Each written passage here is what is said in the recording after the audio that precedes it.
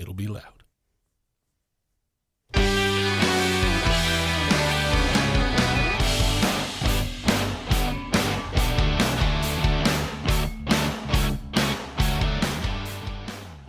Hello, everyone. Welcome to Bumper Sticker Wisdom. I'm Jason. I'm John. And we have a very special guest. I'm Brittany. Brittany, if you guys are avid listeners to the show, Brittany was in on the Woman's Takeover. Yeah. The Ladies Takeover episode. Yes. Brittany, let's say a quick little prayer and then we'll kind of get into what she does for the we show. can do that. Father in heaven, we just thank you for giving us this opportunity. Thank you for all the blessings that you've already given us and all that you're about ready to give us. Father, we just surrender this time to you, surrender this space to you, ask that you inhabit it and just give us the right words and the time that you have it, Father. And it's in Jesus' name we pray. Amen. Amen. So, Brittany, what all do you do for the show? Just so the listeners can kind of have an idea of how important you are to what we do. Oh man, And don't be modest. Don't be bashful. I'm the T-shirt lady. No, no, whatever. No, I'm she's kidding. basically way more. She's our PR lady. There basically. Well, I kind of helped design. Came up with some designs for the logos and such, and then just kind of helped make the shirts on top of just coming up with ideas and trying to keep it as fresh as I can. Yeah, she helps us keep it fresh. And when any crazy idea that we have, we throw it to her, and she starts working and comes back to us like, hey, check this out. I mean, if you really want to, if you had to designate a title, I would say you're like our marketing guru. Ooh, yeah, I'll take it. She said, "I'll take it." Titled marketing director. Yes. Director. You're a director of marketing. Capital D. Which we appreciate everything you do. I'm wearing a wonderful new shirt that I just snatched up and put on right before the show. So the new logo, if you guys are paying attention to any of our content, especially on TikTok and YouTube and Facebook and Instagram, you're seeing the logo. The newest one was actually something that you made and gave me on a gift for Christmas. And I was like, I showed brother and I was like, he's like, it's kind of hard to not want to go over to that. Yeah. So I was like, yeah, I agree. Yeah. Well, we kind of talked like we can't really abandon the old logo. For sure, that's the kind of the heart and soul of how we got started. Yeah. But this one, not only is it legit, it's A1. Yeah. It's a lot easier. Yeah, right? Because you don't have all these little things that you have to dig out whenever you're making them.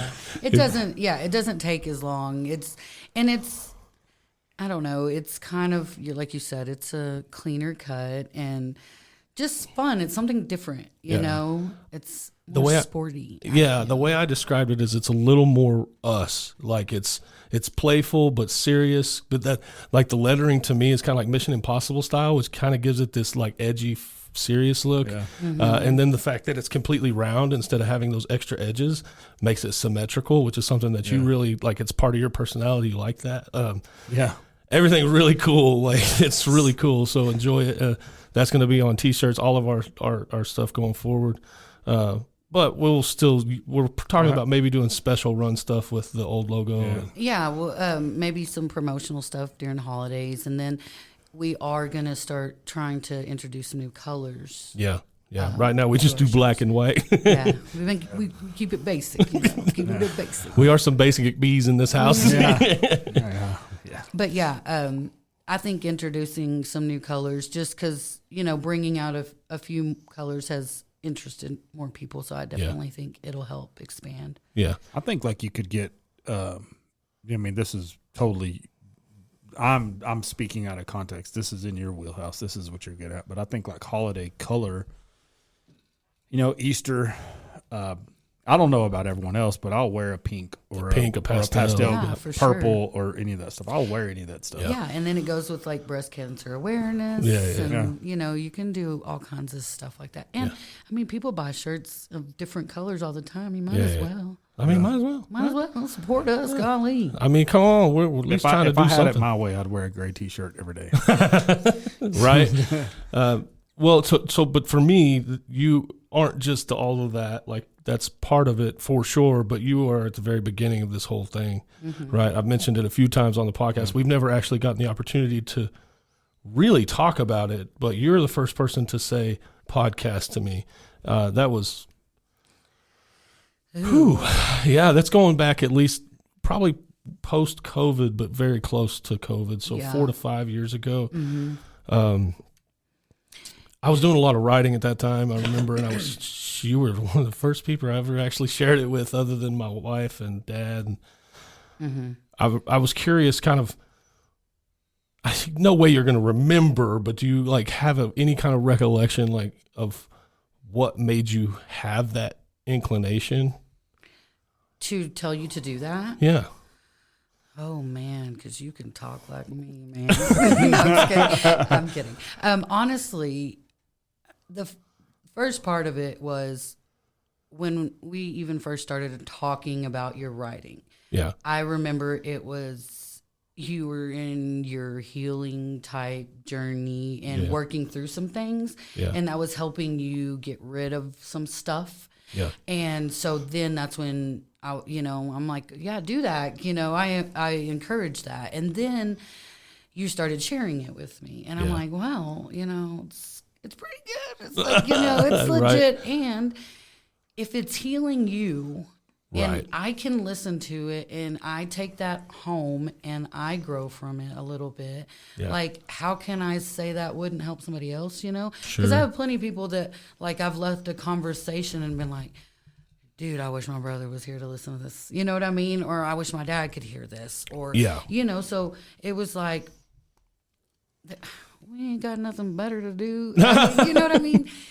That's the thing is we want purpose in life. We go, you work in 8 to 5, but at the end of the day, every one of us wants some kind of purpose. And sometimes your 8 to 5 is that purpose, and that's beautiful. Yeah. But, other times you're like, I just want a little bit more, and I want to know, like, what that means, But then, like I said, your way with words, I was just like, why not share it, you know? Yeah.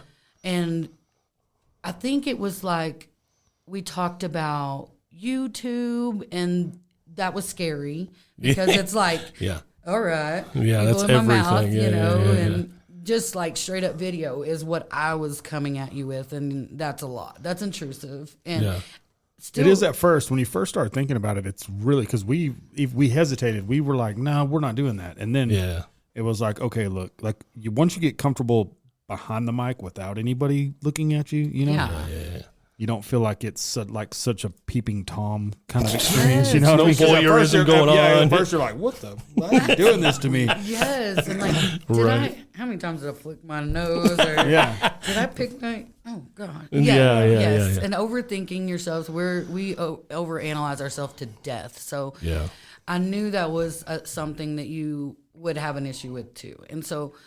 Then we just got to talking, and I was like, well, try a podcast. That would be something a little bit easier, I think. Yeah. And you don't have to show your face. Who cares? That's in my head, I could do that a lot better than be like somebody seeing my face. I think about it all the time. Like I'm a TikTok creeper. Sorry. I will look at people's stuff, and I think about it all the time. Like, I should do it.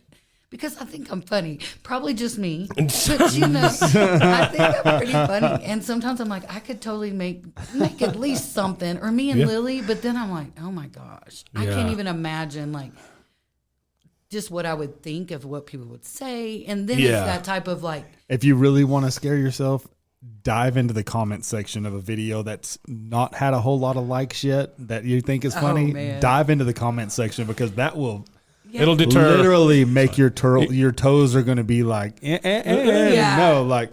I would tell you, so I think all of those things are very true. You know how I am. Like I try to approach things from a humble perspective. I don't ever try to let my head get too inflated. Mm-hmm. You've always been very encouraging about things and things like that. And, a lot of things have come from us doing this, right? Mm-hmm. And like I remember, like again, he and I have had this conversation on the podcast multiple times about like I just mentioned podcasts, and he was like, yesterday or what? You know what I mean? Like immediately, like, when are we starting? Yeah. So like it took off very fast. It took a long time to get to that point. Yeah. But it had been in my mind the whole time. Yeah. But it's like, you don't know where to start. What does it look like? What do you do? I've never done a podcast. Nobody's dude, and I know everybody listening is probably going to be tired of hearing this, but I wish we would have been smart enough to actually video ourselves at the beginning and do some of those kind of things, dude, because we look like clowns. Monkeys effing a football, dude, bro. We were. I mean, we were the table we sat at was probably this long, right here, this long, and it was probably about that wide, and we were both like sitting on the same side, and we're like, and the TV is this far from our face. And we're looking at each other like this, like we're like this the whole time. You got this, buddy. Man, and actually, my grandson just took that desk. That's now his desk. But you know, to me, what I go back to every time I start thinking about that, and this whole journey has been about community for me. Right? Mm-hmm. We've talked about this a bunch of times. It's like. It was for the first time in my life I've been around people that actually support me, right? Yeah. And actually believe in me. It's scary. Terrifying. Because you're like, you liar. You liar. You don't like me. You know, well, no, it's so that's God's defense mechanism that he puts that in us. I mean, we are cursed with the enemy providing self-doubt. Yeah, for sure. And those intrusive thoughts, you know what I mean? Those are, it's the human aspect of everything. Yeah. Mm-hmm. We're never going to get over that. Bro, eventually, and plus it also too, when you think about like the kind of hurt that people endure their entire lives, we're in our 40s, bro. Yeah. Oh yeah. We started this journey in our 40s. Mm-hmm. That's 40 years of getting beat up on mentally and psychologically by people before you actually start to have some positive words of encouragement. I'm not saying like we were the first positive words of encouragement, but sure. When it's one letdown after another for 40-something years, when someone's starting to look like a bright light, you're like, any minute now it's about to get turned out. Yep. There's something to be said about that consistency, right? Yeah. Like, it's not like I never had anybody say anything positive to me. They did. But it's just 43 years of getting your wiener kicked in. You know what I mean? Sorry to use that analogy. That was way I know context, exactly what you mean. Brittany, she relates, bro. No, but you're absolutely correct. It's like one of the things that Terry and I have talked about, like in our relationships, is like, look, you approach things in your current relationship from your old relationship. Yeah. The only reason you react this way in this relationship is because it's what you know from your previous relationships, right? So like, of course I get defensive because I don't know. I've never been in a place like this before, right? Yeah. I've never been in a healthy relationship. You ever watch those videos on TikTok of like coming from a traumatic relationship to a healthy relationship and like, hey, I'm going to go out, and they're like, I'm always waiting like to be punked. You know what I mean? Like, I knew it. I knew it. You know? Yeah. But also, you know, I've come from that. I've been hurt in almost all relationships, you know what I mean? Whether it be friends, family, and partners, you know what I mean? And so, you know, I know you've talked about it too. And so it's hard. It's very hard to trust other people and feel like you said, they're going to like really hold through to what they're saying. Like Brittany says I can do a podcast, but okay, is Brittany really going to be there whenever I'm trying to do a podcast? Sure, yeah. Or does she still believe, or is she just talking so she'd have something to talk about? Because that girl talks all the time. You know what I mean? Like there's so much that could go with that. You know what I mean? Like self-doubt, like he was saying, that's what we do. It's the enemy does that to you. And we try not to. Yeah, but it happens. 1,000%. You can say that there's people that are happy all the time. I don't believe it. But, you know, like that you don't have any kind of doubt, like it's going to be there. Now, whether you feed into it. Yeah, that's a whole nother story. Yes. Mm-hmm. And those are the people, you know what I mean? They're just strong enough. I'm not there yet. I'm getting there. Yeah. But it's really, really, I'm sorry, I didn't mean to. No, you're good. It's really, really hard to go a day, personally for me, where you don't feel like the enemy is like has a hold of your ear and he's just like funneling disinformation and crap into it the whole time. You know what I mean? Like, yes. he's just yeah, and it's really hard to digest some of that, especially when that's what you're hearing all day, and then you get somewhere here per se, Yeah. and it's positive. Everything's so positive, but you're so used to all day long all this just trash and this and that and that. It's like your brain's already developed this habit of trying to filter out the garbage, and then when it's positive stuff, now your brain is filtering out the positive stuff and considering it garbage because you've been listening to it all day. Right. It's like practice, right? Yeah, Practice so makes perfect. You can take that same analogy and you can take that over years of time, and it's the same thing. Yeah. When you're mostly used to just trying to digest and do all this stuff with just garbage, when positive things come along, you're just man. And look, I've talked about this before, and it's like one of the things. Actually, we haven't released this yet. It's in the chamber for a later time. But you and Terry did a second episode that hasn't come out yet. And I was supposed to be there as a support, not a contributor, but I couldn't help myself because you guys got into some stuff that I couldn't help. Chiming in. Yeah. Well, it was fine. I was talking to him. I was like, there's no way I can't talk to you eventually. Like, you're right there. Yeah. I could use you right now. It's just that, man, that constant beat down of not feeling like I'm enough, right? That's my weakness. And it's because that's what I got fed over and over and over. Like, I'm always one step away from losing everything. Like, I'm always one step away of disappointing that person. They're not going to love me anymore or whatever. Yeah. It's terrible. It is a terrible existence to live, because even this is what we're talking about with the whole, I'm just kind of waiting for the other shoe to drop. Like, you liar. I know you don't love me like that, you know? Go ahead.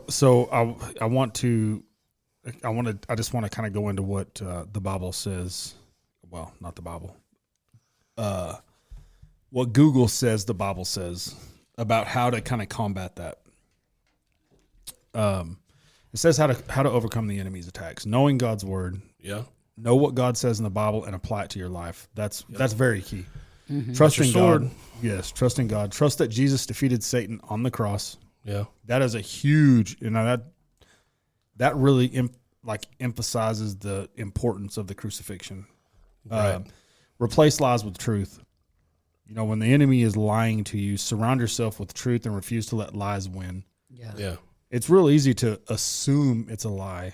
Yeah. But yep. I mean, what are you gonna?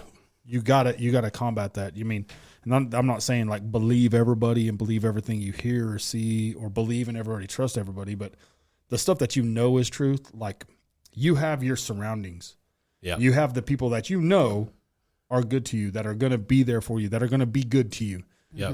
You start to know that. Yeah. You start to recognize, because you have shown up. Yes. In the moments when I was uncomfortable, but you did it anyway. Same for you, right? I was uncomfortable. I don't know how many times I tell you, I don't know why I'm telling you this right now, but I got to tell somebody. So here you go. You ready? But those are your truths. Hold on to those. Yeah. And don't let the misconception or the BS that's being spoken to you. I mean, he's sneaky. That's why he is the silver-tongued devil. You know what I mean? Christ called him the father of lies. Lean on community. Get support from others who share your faith. You have a handful of people that do that. Yes. I mean, this is all things that pray. This is the one thing that I really struggle with. Pray consistently and ask for God's protection. I always talk about that. Yeah. Yeah. I struggle there. My prayer life has always struggled, but this one, I think this will kind of help in the healing process. Forgive your enemies and guard your heart against bitterness. Jeez. That's the hard, last and hardest. Yeah, that forgiveness of others. Yeah. Because you really do heal. Yeah. I mean, bro, I've probably got some things that I have unforgiveness for, right? And unforgiveness is like drinking poison, expecting it to hurt the other person. Yeah. It's not helping. It's not hurting them at all. It's hurting me more than anything. I've But in this process, some of that stuff has begun to, the scabs have begun to fall off. Don't get me wrong, there's still scars, right? Yeah. Scars don't really go away, but they're evidence of things that you've survived. Some of the things are things that I wrote about and haven't necessarily shared with everybody. Yeah. It's not that simple. For sure. I have gotten to a point where I'm kind of past the hatred for the people that have hurt me. But it's still kind of like those things that roll up in the back of your head. Like it's a memory that shines, and I can give you a quick, simple thing. I can't let go of some of the things that my mom did. Yeah. Right. And I feel bad about it. She's been gone for years, man. She died in 2012. Right. So I'll give you an example after you're done. Okay. I didn't mean to interrupt you, but I want to give you an example. Me and my dad went through a horrendous relationship for a while. Like, my dad was always my hero growing up. Then I found out that he had other kids. Right. And that all this time I've been thinking I was by myself. Like, I'm I'm floating through this crap life alone. Yeah. I find out that there's other kids out there that are of my same gene pool and that's your brothers and sisters. Yeah. Yeah. And then when I confronted him about it, he's like, yeah, like it was a joke. And we've had huge moments there. Like, we didn't talk. I didn't even put his name. I feel horrible for this, but I had so much bitterness and I had so much. And I'm not going to say hatred. I never hated the man. I always loved him. He was always still my dad. Of course. But I was so pissed off about it. Yep. For so long. Like, I didn't even put him on my wedding invitations. Right. That's sorry. Yeah, that's hard. I have been through. I've been on all sides, right? Yeah. Me and my mother at one time didn't have a good relationship. My father raised me, and my mother was around, but she had battles, and I kind of talked on her a little bit, but I won't tell her stuff because it's not my story to tell. It's a lot. Yeah. And but for a while we did have a hard relationship, and I honestly, it took this past few years of like setting boundaries and like just being like, hey, I get it now. I am a mother, and I see, now I couldn't imagine what it would be like being, I think she was 20 years old, had 2 kids, and one of them, they just tell you this one is, we don't know if he's going to live. My brother was born with spina bifida and hydrocephalus. Yeah. And he's going to have all these surgeries. I think he had 8 or 9 surgeries, something of the sorts. Right off. I mean, as soon as he got out of, it was just months of surgeries, and it was a lot. And so things happened, and my father ended up raising me. And so I always wanted her. You know what I mean? Yeah. When they're not there, you want them all the time. Oh, yeah, I can relate to that. And then when we learned each other and we got older, then that's when the anger came, that of like, why not? Why didn't you? And all the things. Then I got a little bit older. We had conversations of why she made those choices, and she's apologized to me of why, but I, at that point, had forgiven to where I was just like, I don't blame you. I couldn't even imagine. And the thing is, like, you left me with the best person possible. My dad, I did not buy a pad or a tampon until I moved out of my house. I did not. If I call my dad, Dad, I started my period, he'd be like, all right, what do you want? And then that's just how he was. He'd buy me all the things. Yeah.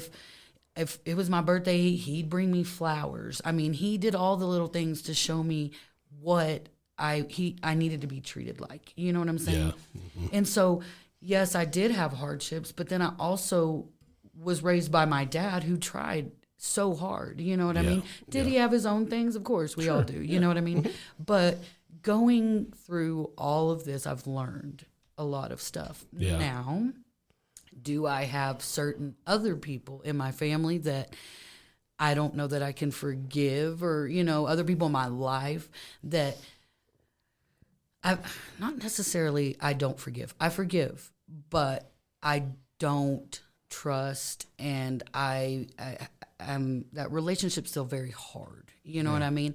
And the thing about it is this is things happen where you can't tell the whole story. You know what I mean?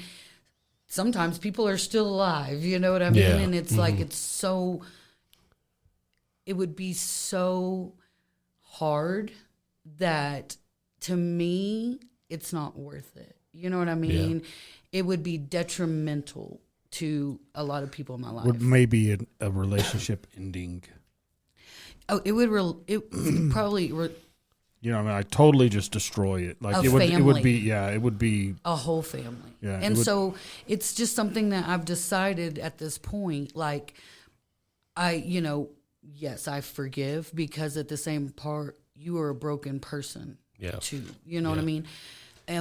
But you know, will I flinch when you get close to me, or do I think awful thoughts about you sometimes? Maybe, you know? And so it's just, I can see all sides of it, because then, okay, so when you go through childhood issues or anything you don't know how to deal with at that second, even if it's like, you know, drug addiction, childhood trauma, any little things that you deal with at a young age that you don't ever deal with, at a certain point, it festers, and you become an adult that makes terrible choices or that type of thing. And I think that's where that doubt that you were talking about, the sitting there going, how could I do a podcast? How, you know, or how can I sit here and preach to people and spread the word once a week, whenever 10 years ago, 20 years ago, I'm glad nobody had video. You know what I mean? I'm telling you right now, should see me. I've never had self-doubt when it comes to, like,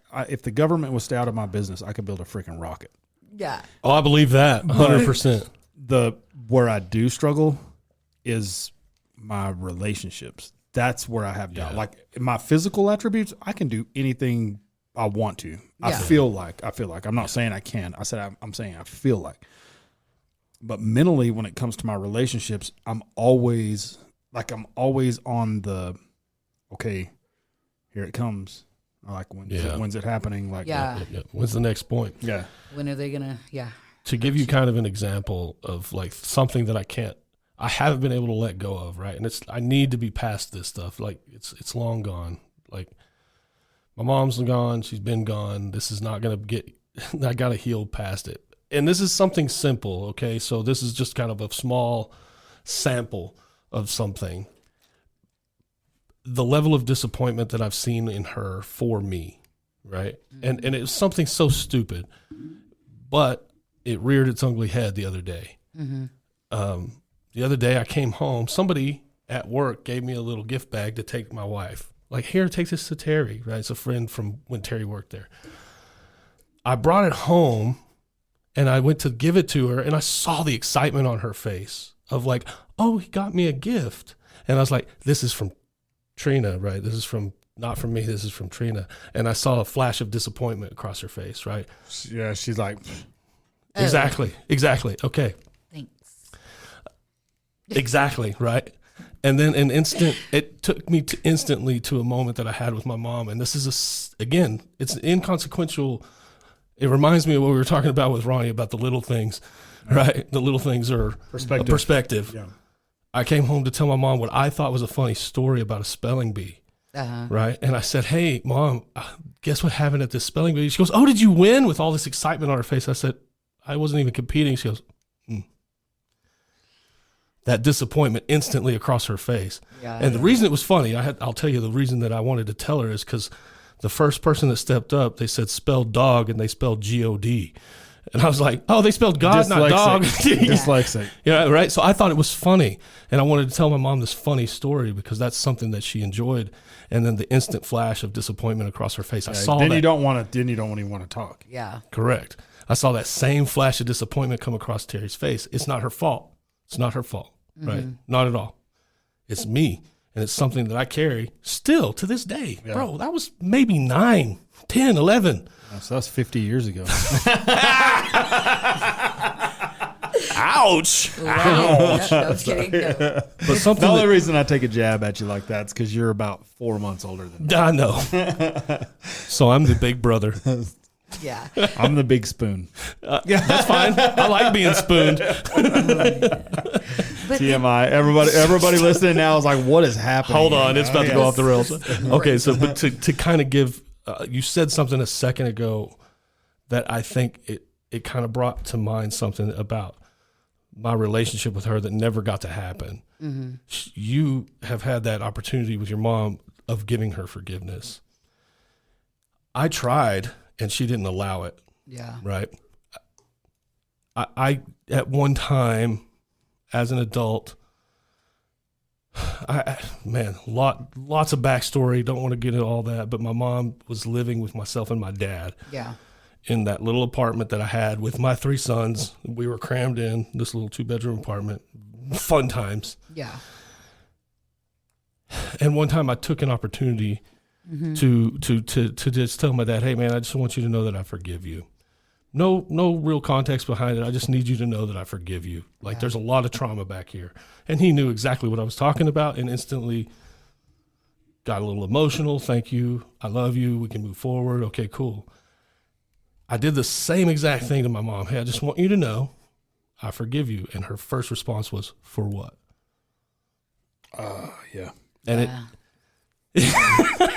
you should see how uncomfortable the room just got. Yeah, like, wow. So at that point, she never received my forgiveness, in my opinion. Mm-hmm. Right. But I'm probably wrong. On her deathbed, like literally 3 days before she passed away, she was in a bed with tubes down her throat and still conscious at this moment. And I went to visit her. It was just me and her. And I'm like, it was her birthday, believe it or not. It was her birthday, October 17th, 2012. And I just wanted to come and say, hi, hey, happy birthday. Yeah. You know, you're in this terrible place. I wanted to tell you I love you. Let you know I was thinking about you, all that. And she looked at me and mouthed the words, I'm sorry. Mm-hmm. Now, was she saying she's sorry for everything? Probably not. But I think I need to believe that she did. Yeah. Yeah. Well, and it's so hard because hurt people. And especially tell me that, that is, if that ain't the truth. It's awful, but it's so true. And like, as parents don't think about, it's so easy to lash out at your husband or your kids or whatever, because they're right there. Ooh, tell me about it. Yeah. And so we don't even think about the hurt that we cause in those moments. You know what I mean? And I've had to catch myself.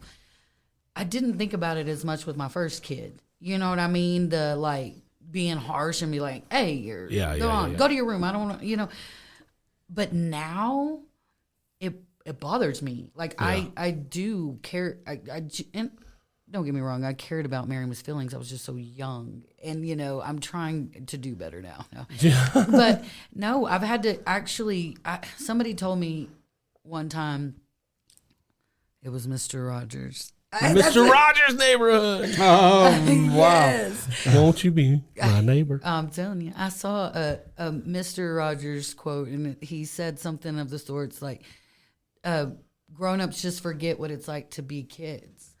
And to me, like, that's the deal. We forget how broken we felt when our parents were arguing. We forget how sad we were when our parents snapped at us. We forget, unless you're so traumatized by it, that it takes you time to heal from it. You know what I mean? But some people either take it and they get hurt by it, or they learn from it and become a product of their environment. Right. And then you have these issues of it carrying on to future generations. And so like I've had to sit back and be like, okay, completely analyze my life and say, what are all the things that I do that I hate about myself? and that need to be fixed. Golly, I can't fix it all, but. And then one thing at a time, please. Yeah. I mean, but it's really, I started with like the baby steps of, I can handle this. I can handle not judging people when I see them in something I wouldn't wear. Yeah. You know what I mean? I can fix that. That is very easily fixed. Now, did I make mistakes in the beginning? Of course. Yes. But did I eventually learn, like, catch myself and say, hey, that's unnecessary. That's unnecessary. And then it's a learned behavior. So done with that, move on to the next. And I had to learn to do that with all the stuff I learned. You know what I mean? Like I said, my dad was very nurturing. He tried very hard, but it wasn't always like that around the other adults I was around. Right. You know what I mean? I remember my grandmother, God love her, she's so sweet now. She has changed her ways, man. But I just remember one time telling her, for one, I told her I loved you, and she said, thank you. Oh, nice. Yeah, that always feels nice right there. I was like, oh, yeah, that's not. But see, I'm the dude that will correct somebody. If I say like love you, brother, and you're like, okay. I'm like, that's not what you say. Yeah, that's not what you say. Like, I have no problem being the guy that's like, and I'm probably sound desperate half the time, but I'm like, I don't care. Like, well, I had no self-confidence, like at all. You know, and so I definitely didn't ever feel like, and I came from a place of not knowing my place. You know, sure, because my grandmother was very active. You know, my mother wasn't all the time. So my grandmother was the one that got me for every other weekend and those things. And we would go to family functions. Okay, well, when you're at a family function, but nobody knows where your mom's at, you know, then you hear the talks and the things. And I was the kid that listened to all the grown-ups talk. Yeah, of course. To all the things. That is detrimental to a kid. Detrimental to a kid. It is. And I'll never forget hearing people talk about my dad thinking, man, they don't even know like how hard he tries for us or what he deals with, that we're broke, but he pinches every penny to make sure we have all the things we need, you know. Right. But nobody'd give him that because he's the white guy, you know. Right. It was a lot. It was a lot to deal with at a young age, and I mean, and it didn't stop. You know, my grandmother, we went to Plainview not this past Friday before. And we went to put flowers on my aunt's grave. And we talked on the way home. And my grandma and I haven't always had that close relationship of being able to talk until I finally stood up, put my boundaries up, and like had to have grace for the things she was dealing with. I told her I couldn't even imagine what it would be like to be a grandmother at 40-something years old and having to step in and take care of my grandkids every other weekend. One's in a wheelchair, the other one's an emotional mess. You know, it's just, I couldn't even imagine. It's got to be frustrating. It's something that she didn't, you know, I just have to put into play, like, I don't get a say in it. You know, I just have to have grace and understand, like, I wasn't there. I don't know. And everybody tries the best they can. With started to grab onto that perspective. For sure. Right? And just let it go a little bit. It's not always easy. But, you know, her and I talked, and just some of the stuff that she said to me, she's just like, you know, I'm proud of the mother you are. You know, you do care what your kids think. And, you know, she was telling me about my oldest. She's like, she's such a good kid, you know. She's such a good kid. And to hear that from my grandmother, who she has a hard time with she didn't get positive reinforcement. Sure. Didn't get it. And I think that was the thing. I had to change that in my family. Positive reinforcement wasn't a thing. It's awkward. Yeah. And that was one thing about Terry and I. With our friendship, learning, oh, you're beautiful. She's like, oh, God. That's you know, I used to do the same thing, but it was necessary. That's something that I knew I had to work on. It's a problem for me, you know. Right. But that coming from family, you have to learn to change it a little bit, you know. Slowly but surely. So something that you kind of said a little bit ago was kind of talking about like areas where you're weak in life. You know what I mean? And it reminded me, and it's for whatever reason for the last couple of weeks, this is something that's going through my mind, and trying to work through, and it's about the fruits of the Spirit. Yes. Right. So the fruits of the Spirit are love, joy, peace, patience, kindness, goodness, gentleness, faithfulness, and self-control. Right. There's 9. And so I've been like working through. I can't even remember 9 people's phone numbers. I was just like, me either. I'm glad this ain't a quiz. Yeah, man. I don't even know if I can remember 9. To be fair, I have been focused on this for 2 weeks, or actually longer than that. I've been trying very hard. I've been working on this. But the thing is like I was thinking about. Okay, so this kind of keeps popping up in my life about how I may not be the greatest representation of a follower of Christ, right? Like my outward self, right? I'm not the most joyful person, right? I don't look very joyful. I'm not very full of joy. I don't always exhibit patience very outwardly. You know what I'm saying? I definitely have a problem with peace. You know what I'm saying? Preach. Yeah. Preach. I do too. Patience, not so much. Sometimes I'm good. I am genuinely kind. I think I'm generally a kind person. Are we supposed to be all that on that list? I feel like we should really work on one. Okay, so what I've done with myself is that I kind of identified what I feel like I'm already pretty decent at. Like I'm good at this. I'm good at faithfulness. I'm a pretty loyal and faithful person, right? Mm-hmm. I'm pretty kind. I'm genuinely a kind, and I know that I'm a good person, right? Am I the best person? No, but I'm good. Mm-hmm. Right? Gentleness, I fall way short on that because I'm I wouldn't say I'm aggressive, but my style of communication comes off very aggressively. And that, just say what you're going to say, bro. I was going to say, well, I'm like, you can never. He was like, I wouldn't say I'm aggressive, and like I'm giving him the eye. I'm like, really? You don't think you're aggressive? And but then you changed it to, but my style of talking is aggressive. I feel like, but I don't feel like I'm okay. So, but it's unintentional. Okay, you're not aggressive in an attacking kind of way. You are very aggressive. Fair.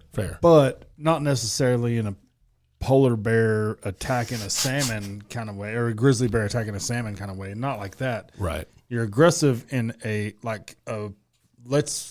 father trying to find out what's going on in a son's life. That's true. Caring yet stern. Like, you know what I mean? Blunt and to the point. Like, yeah, just like, okay, you're going to tell me. You're going to tell me right now. You might as well followed me in the house. I'm not even, this happened today. You followed me through here into the house. Well, what's going on? Yeah. What happened? What's up? Just talk about it. Yeah. I'm like, no, I was like, man, it's all good. It's all good. And now as I'm turning, he's like, well, what's going on? What's happening? It's because y'all are close enough now that he knows. You know what I mean? And that's when you're wearing it all over your face, I was like, come on, bro. You got the RBF going on. I can't help it. But that's the RBF. I always have that, though. That's the problem. I do too. That's these wrinkles are right there. Oh, God. It keeps getting brought up in my life, right? Like, somebody told me seriously the other day, it was like, man, people don't think you're nice. And I was like, what? I'm one of the nice. Who? I was like, I'm one of the. Which one of these? Yeah. Show me. Yeah. Show me. Show me. Tell me which one. Show me. Tell me what. Yeah. Was it that one? I knew it was that one. I don't like you. I knew it was that one. You know the whole. You're cool. You're cool. You're cool. F you. You're cool. I'm out. That whole kind of thing. Oh man. And the sad thing is, though, it's like, okay, so the reason I feel like it keeps getting pointed out to me because I feel like it's something that God's trying to work on in me, right? The community thing has been being worked on in me for, well, probably my whole life, but really strongly over the last several years. And that's why these relationships have formed, right? I trust you. Yeah. The people in this room, like these are people on the inner circle of my life that I share things with that I won't share with just anybody, right? And that's new to me, right? But God is okay. So we are supposed to present ourselves in a way that is pleasing to others to make it look appealing, right? You're supposed to be appealing to the eye. Because you may be the only Bible that people see. Exactly. Like it's got to So be. you want them to be like, oh, well, this dude is a firm believer. He's like really got it together. Look at him. He's happy. But that's not how we're designed. Are you always going to have joy? No. No. Are you always going to have that, like the And gentleness? it's really hard to fake it till you make it. Yes, It's hard. the- It is hard. I don't trust that. Did you know that there is a thing? I went through this class when I was at work. It was a little like a leadership program thing that I went to. And we went to this seminar. This person has a book about lines in your face and what they mean. There is called a fake smile line, and it's literally a little smile under your nose, and it's from faking smiling all the time. From the time you were little. Dude, my wife has that. You didn't form that line. It's been there for a long time. That's from something that she's been doing a long time. It's literally. She does do this. Yes, dude, because the first time I saw it, I was like, "Ooh, that's kind of like You find that sexy. That's turning me on." You know what I mean? It looks like a little Smake. bullhorn. Right? Yeah, it's like Yeah, it's called a forced smile line. Like it's from forcing smiles or you know what I mean? And so like. But she is a happy, like enjoyable, you know what I mean? Like she does give that. Yeah, she definitely lot. has joy. Yeah. I don't have that. Name one time I've been the guy that showed up like with all that. Hey, what's up? Yeah. I'm just like, what's up? I don't have that either. Sometimes. I think you do sometimes. Sometimes. Women I are have to- probably definitely better at the joy piece than men. Because, yeah, well, I don't know. oh man, that's definitely, I think, something that you really have to take into consideration as being true. You look at how long, like men are okay. We're programmed to be hard all the time. Yeah. We have been programmed that way. You know what I mean? Like you're supposed to be the protector. You're supposed to be the provider. You're You supposed can't to be show all emotion, these you can't serious be- things. yeah. Yeah, you can't be emotional. You can't do any of that stuff. Yeah. It's all lies, by the way. We're programmed to be all these things. So sometimes in the midst of all that, like, and I'm speaking solely from personal experience, sometimes at the end of the day, after forcing all of that, you don't have anything left. Like, yes, I'm happy to be home. And of course, I'm happy to be with my wife. I'm happier than I have been all day. But it's just hard to force a happy emotion around people because I've been putting on this false bravado for so long all day. What we call professionalism. Yeah. Yeah. No, that's not what it is. Sometimes I want to grab a dude by his throat and be like, "Hey, are you Yes. can't are you eating crayons at breakfast I had and one of those freaking things. lunch?" Like It's like there's nothing left, and when you pull that collar down, it goes. yeah, There's nothing left. You have nothing left to give. you're gassed. I You're hate emotionally gassed. I hate that. It's just the whole reason I brought it up, though, is like it just what I've been really trying to focus on lately. So, okay, yes, trying to take time to be with God, trying to take time to be in the Word, trying to take time to read a devotional or something like that in the morning before I go to work. But I've been talking to God on my way. I'm at work. I'm in the parking lot. I'm walking to the door, and I'm like, God, help me with joy. Help me with patience. Help me with peace. Allow me to exhibit those things because I want to be appealing to people, right? It goes back to the same thing we've talked about a bunch of times. Like each one of us is a little bit different, and like you can reach people that I can't, right? Yeah. For a lot of different reasons. It's necessary. I mean, Some that's of how it- it's supposed to be. Right. though. Some of it being personality, some of it being the fact that you're a woman, right? Same for you. Some of it being that you and I are very similar, but not the same, Yeah. right? And Well, you- one of the key differences is when you're uncomfortable, you will abandon a situation immediately. I will dip. When I'm uncomfortable, I turn into the class clown. Like Yep. I try to lighten the load by making people like entertaining, and that's comfort for me. Like Yeah. this dude will you'll turn around and he's like, "I'm out." Yes, he does. He don't go. What I do is it's probably a weird way of saying it, but I will turn into like the party guy of the room. Yeah. And it's a very I'm very uncomfortable, but that's how I cope with that. And that's Yeah, I've done that too. It kind of I vary. but it does. It's not always a success story for me when I do that. Like I'll start that way, and then immediately I'll be like, "Yeah, this ain't This working. ain't- I'm out, Like, I'm out, I'm yeah, out. yeah. I'm out." Yeah, I shut down. Yeah. Yeah, I do that too. I just think it's kind of like our defense mechanism sometimes, just to kind of be chameleon a little bit. Yes, and I think I don't know. I don't do it on purpose. I get it, and that's the thing is like sit down with yourself and figure out the things you want to work on. But we talked about it last week, and it hasn't aired yet. Y'all are gonna be so excited when it comes out. But no, I'm just kidding. But we talked about in that like God sent us our army. Like every last one of us is so different and has a very meaningful purpose in this. Yeah. You know what I'm saying? You know, we haven't got to hang out a lot, but you've always been very kind, you know, to me, and you exert that through all the family. You know what I mean? You're the guy that the younger kids feel comfort going to and feel safe with. You know what I mean? The thing is about you is, yes, maybe you're not always approachable or the things that you're worried about, but your army knows that you're the one we reach to. You know what I mean? To make the mission successful. You know, is there things you can work on?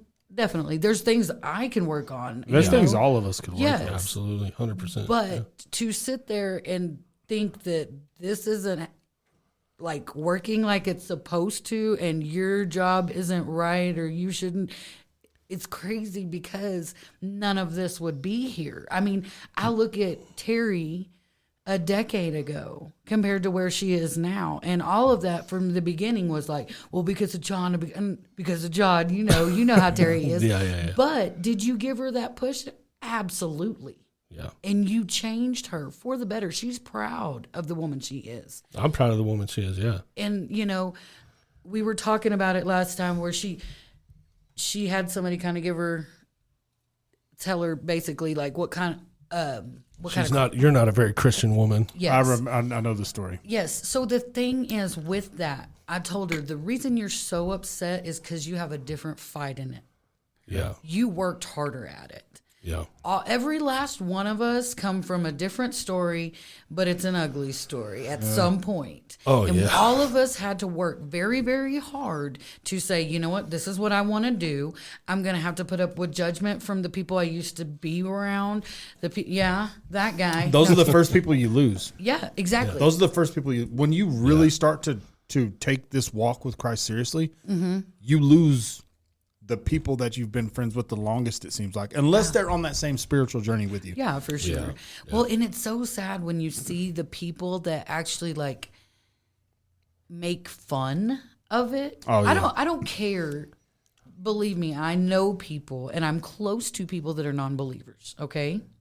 The thing about it is those people don't heckle other people for believing at, you know. It's typically the Christians that will heckle, Yeah. or the ones who say that they are believers. Yeah. And then they'll heckle you about it because they feel like if you're a little further along than them, they're like, look at this holy roller or Bible thumper or whatever. You know, there's a million different names out there. And I have heard my name personally mentioned, you know, like Me too, numerous times. Yeah. Him and his holy music.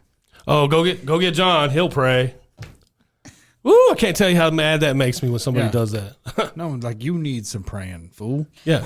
Why I gotta pray for you? Why don't you go ahead and pray for yourself, sir? Yeah. Well, yeah, but you know what that is? Oh, I understand. Yeah. That is, you know, the forgive 70 times 7. Yeah. Or 7 times 70, however it goes. Yeah. That's that. The uncertainty and the anger that does, like things that it does to you. When I say uncertainty, I mean it like, because it always forces you into a situation where you question what's happening. Yeah. That's all the uncertainty. You know what I mean? But all that, and then the anger that draws in, you got to be willing to be like, okay, look, you're right. We aren't on the same, like we're in different pay grades at this right now. Mm-hmm. Yeah. I would never call you out like that, first and foremost. Second, you're right. You do need someone to pray for you. Yeah, and I will. Yes, of course, 100%. Not saying anybody's better than anybody because it's really that can be totally lost in translation. You know what I mean? For sure. And it's just learning to not take that personal in that moment. It's so hard. It's because you have to have grace for their hurt or whatever they're going through. You know what I mean? And that's what I told Terry. I said, the thing is, everything happens for a reason, you know? And so, you know, people sitting there saying, John will pray for you. What's crazy is there's going to be one person sitting there that's worried all day long what they're going to do. Yeah. And they know, you know what? I could walk up to John after this is over with and he'll pray with me. It's never in vain. Yes, is it to hurt somebody's feelings in that moment? I'm sure, because people do that because we're broken, you know. Yeah. But the point is, don't let that be in vain. Sure. I told Terry, I said, if she doesn't think you're a good enough Christian, that's fine.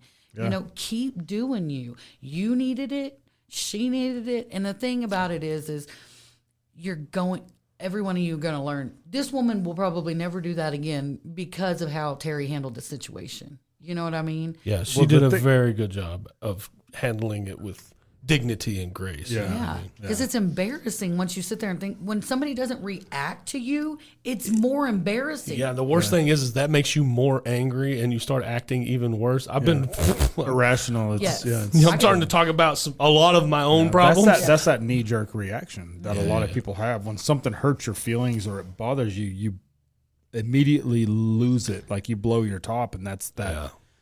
Instead of having like a strategic reaction, you have that knee-jerk reaction typically.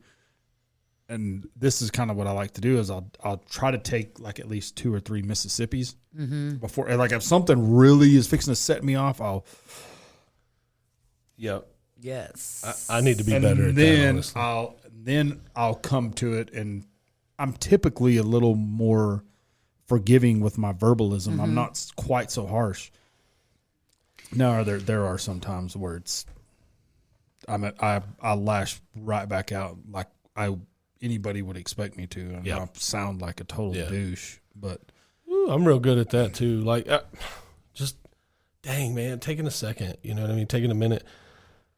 That's where those things though that like I'm not beating myself up for falling short on joy or falling short on peace or falling short. There's reasons that I am that way, right? There's reasons I have these things that are either not resolved or I just haven't figured out how to get past it, or I can't fix my face, guys. I'm sorry. It's round. It's angled down. It looks angry. I apologize, but I'm not angry. I'm really nice. You also have that look a little bit. You know what I mean? Do you go? The happy stoner look. Yeah. Look right now. Like I know you can see me, but I can't see your eyes. Yeah, my eyes disappear when I laugh or grin. Yeah. They're like, dude, I could blind you with dental floss right now. You're absolutely right. And that's just because I got giant cheeks. He's just trying to hide it. Yeah, is that what that is? I will never get rid of that. That's just part of it. But like my brow is always kind of furrowed, especially when I'm thinking, right? So like you might walk up to me and be like, "Dang, what's wrong with you?" And I'm like, "Nothing." But that's what it looks like right there. And instantly it's like, "No, something's up." And I'm like, "Well, no, I'm just thinking." Like I have processes going on in my head that are going a million miles an hour.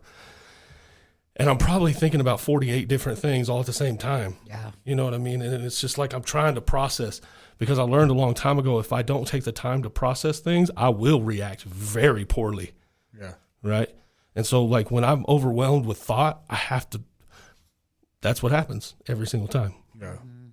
It's like a natural habitat. I don't know what to do about that. And I don't know how I'm going to be able to combat that. Now, when I get comfortable and I get relaxed and my thoughts have been processed, my face loosens up. Maybe you should practice smiling at people once a day. I did that. And that's how I got over my thing. I would like walk by people. I picked one person a day. It started out weekly. And then it turned into daily. But it was like I picked one person and I would compliment them, or I would say like, good morning, or, because I was that same way.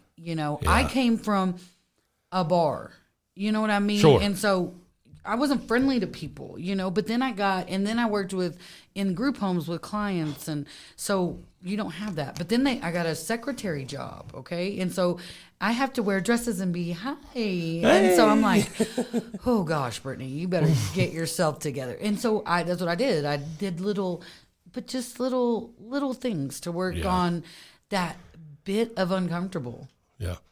What? You grinning at him. He's like, he ain't gonna do that. I got a good dad joke for you. Okay. Let's hear it. Why was the computer cold? Why? It left its windows open. I've only got one window open. I'm proud of us this time. Like this time we haven't used videos. We haven't used nothing. This is the first time we haven't used videos in a long time, actually. We've used it to kind of help springboard conversation, which is great. I enjoy it. I had something else real fast. I know it's kind of getting to be kind of in our time frame, our little window. But I ran across this morning, and it really made me think about how we're all kind of meant to be a little bit different, and how we're all meant to kind of be. You mentioned working in a bar, right? And something came up recently about somebody mentioned how, and I'm sure you've already heard this from Terry, but somebody mentioned how Terry and I kind of talk to people about going to church from a bar or from bowling while we're consuming beers and bowling and stuff like that. And the initial thought was like, is that what you really think of us? Like instantly, that's the first thing. But then it's like, okay, wait a minute. Think through that. Yeah. And then I ran into this today. I've read it before, but it hit me this way because I think I'll just read it to you. Once I read it to you, it'll make sense. This is in First Corinthians. Oh man. First Corinthians 9, starting in verse 19. Even though I am a free man with no master, I have become a slave to all people to bring many to Christ. When I was with the Jews, I lived like a Jew to bring the Jews to Christ. When I was with those who follow the Jewish law, I too lived under that law, even though I am not subject to the law. I did this so I could bring to Christ those who are under the law. When I am with the Gentiles who do not follow Jewish law, I too live apart from that law so I can bring them to Christ. I do not ignore the law of God. I obey the law of Christ, which is love others, right? Mm-hmm. That's Christ's law, his command. It's, to me, just like the chameleon effect. Exactly. Like you're blending in with your environment. So now, verse 22, when I am with those who are weak, I share in their weakness, for I want to bring the weak to Christ. Yes, I try to find common ground with everyone, doing everything I can to save some. I do everything to spread the good news and share in its blessings. And what I was kind of telling Terry this morning is, so we're actually called to go amongst the wolves, right? Mm-hmm. And we're actually called to go into the den of wolves in enemy territory and be willing and unafraid to not only be similar to them, mm-hmm. but be apart from them in the fact that we have Christ in our lives. Not that we are perfect. We are perfectly broken. We're just like you. But we are unafraid to share the message of hope that comes from a relationship with Christ in those moments. And so the encouragement was, I think it was one of the most complimentary things that somebody could have said about us, mm-hmm. because we have been doing that for some time. Yeah. You're just blending in with your environment. Like you're trying to fit the social standard to be what you would kind of assume as people aren't going to trust you if you don't look like them. I mean, like it's really hard to develop a relationship with somebody that if they don't feel like they have something in common with you. So, yeah, it's not like you're lying to them. You found a common ground that you like. I mean, we're no stranger to having a drink or two. Nope. It's not even close. And there's nothing against that. There's nothing wrong with that at all. But we get to a point in life where you just kind of fit the mold to kind of help bring people in. Yep. And I think not even, I mean, yes, I understand all that. But even then, I think stepping back and looking at the bigger picture of it, the people in the bar are just honestly living their life in a bar, not hiding who they are, not hiding their flaws. And for you to step in their environment and have a drink, you have your own free will. There's a difference in having a drink and getting wasted at a bar and people having to pick you up. And if that's happening, there's a difference. Yeah. You know what I'm saying? Right. But to go to a bar and talk to people about the word and people to think that's not a place for people, I mean, that's weird to me. Yeah. And I think it's more judgmental than anything. Absolutely. I think 100%. That's all it has to deal, like you were talking about earlier, that, it's your biggest judgment sometimes comes from the Christian it comes community. from the similar people. And it's just, I've had, one thing I keep like reassuring Terry, and because you know me, I have that mind frame. Yeah. That mind frame. I love everybody, and I just feel like we're all stupid sometimes, so I try not to take people personally. But just, you, Terry, you have a place exactly where you're at. The thing about it is are you going to use it? Yeah. Are you going to go sit in a bar and get smashed? Or are you going to talk to your neighbor who you see is going through something? You know what I mean? Yep. And like pray with them and talk with them. And But like I said, I the hardest part for me of that whole thing of like Terry explaining or people thinking there's something wrong with you going into a bar, period, is it's a judgment. Yeah. And that's not of us. You know what I mean? Doesn't have anything to do with the truth. Right. And the truth of what that scripture really was saying to me is love them where they are. Exactly. You got to go where they are to love them. Yeah. Yes. Right. I can stand on a street corner and love people by berating them about their behaviors, or I can go right where they're at. Or you don't even understand how many people in a bar know the word.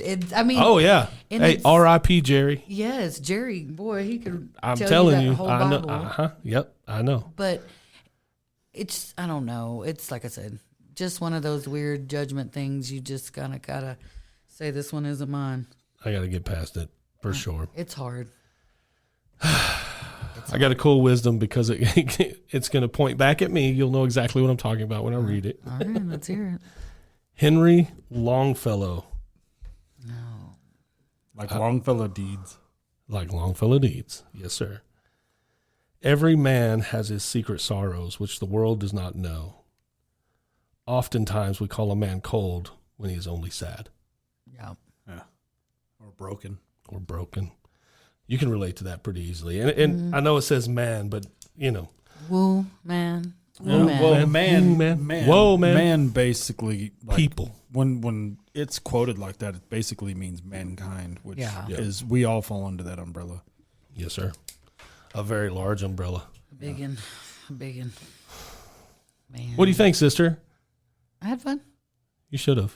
I had a lot of fun. Did you have a lot of fun? I enjoyed this. This was, as far as guests go, this was probably the most lucrative and fun experience. Like, I got more out of this. Me personally, I got more out of this. Right. She had a lot to say. She offered up a lot of points that I really needed to hear. Sure. Especially coming from a woman. Not to be a douche and try to sound like that, but yes, sometimes I am man. Sometimes you do need to hear the opposite sex perspective. Yeah, for sure. Which is very, it's very helpful. It's especially helpful in daily life. So I do appreciate that, and thank you so much. Definitely going to have to do this again. This one's definitely going to have to be. Your name's going to be on the board twice. A few times. I will say that, hey, if you haven't checked out any of the merchandise, we're working on a website. We're working on things to try and improve the buying process. Where you don't have to reach out directly. Where you don't have to reach out directly and all that kind of stuff. But if it's something that you purchase from us, Miss Brittany made it. Yes. I mean, she did it from the ground up. She designed it. She made it with our input. And I'm very proud of everything that you've done for us. And I'm very, very, very, very grateful for everything that you've done for us. Absolutely. Above and beyond what others would do, right? And so I appreciate it. You are a stakeholder in this little experiment that we call Bumper Sticker Wisdom, where we try to present a perfect man in a not so perfect way. And, we love you guys. We want you to reach out to us. We've got many, many, many platforms you can find us on.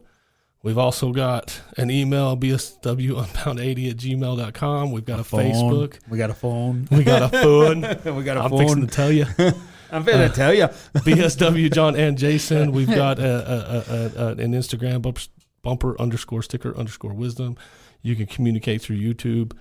We also have the bat phone, the Bumper Sticker Wisdom phone. Ooh. This is only for those who listen. If you do not listen to this podcast all the way from start to finish, you will not get this number.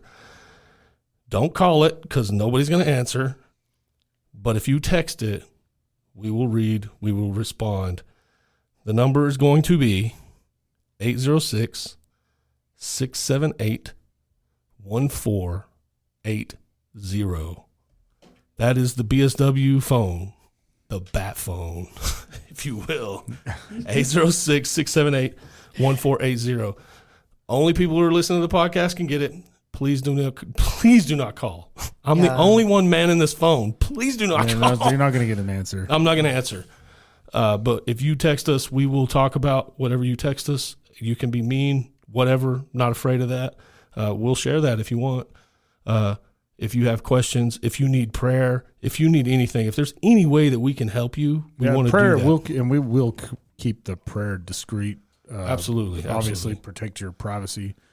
But we will pray for you live on the show. Yes, sir. Yes, sir. Other than that, for Bumper Sticker Wisdom, I'm John. I'm Jason. And I'm Brittany. You got to use that voice.